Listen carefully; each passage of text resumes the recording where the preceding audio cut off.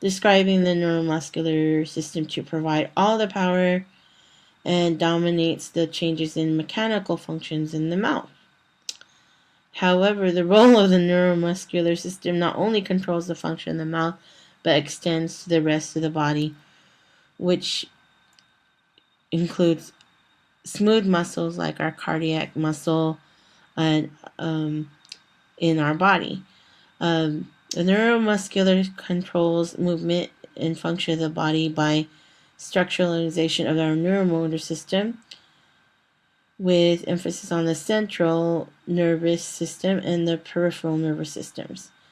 It also conducts neuromuscular transmission and sensory input for muscular activity. The brain transmits signals through the central nervous system and the peripheral nervous system, and the CNS involves the brain and the spinal cord.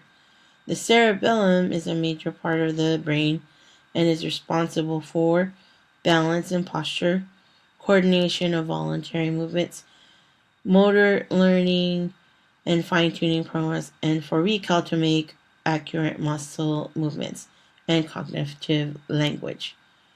The PNS coordinates nerves throughout the body to send output from signals from the brain and input signals delivered to the brain. In short, the interneurons communicate to the spinal cord, to the brain, to our reflexes. By firing excitable cells in the neurotransmitters, they create the reflex action. I'm sure over 5 minutes. Muscle contraction or action occurs when ATP provides energy for cross-bridge movement. When calcium and ATP bind together, it creates a contraction of energy. When they are separated, a relaxation occurs. Before I started journaling, I made sure to fill out the PAR-Q, or Physical Active Readiness Questionnaire. I answered yes, that I do have chest pain occasionally with physical activity and do have some joint issues. However, I do exercise. I have asthma that I've had controlled with inhalers, and I do have a fractured back and some joint problems. However, I've been exercising.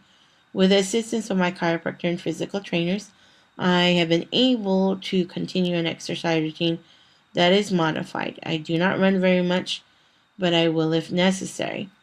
I made 2 attempts at completing the exercise. I was surprised that I could finish 3 minutes with no need for an inhaler, and my breathing wasn't as labored as I thought it would be afterward.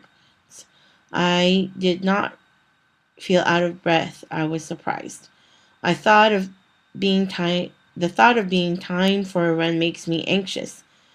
I was never a runner growing up, and I'm proud of my progress. I was not able to record my breaths for a minute, but I did the push-ups until I was fatigued.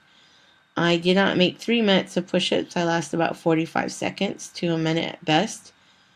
My heart rate before the exercise was 88 beats per minute, and after the running in place and push-ups, my heart rate was 140 beats per minute.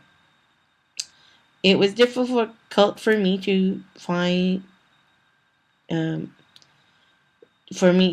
take my pulse. I would find it when I would find it, then I would lose a spot. Coordinating it with my stopwatch, I hit the button,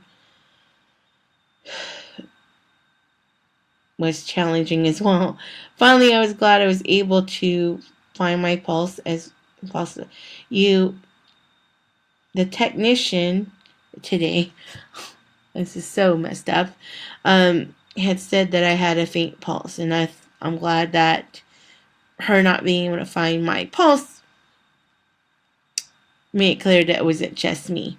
When I did the push-ups twice in 2 days, I could feel that I did better today than yesterday.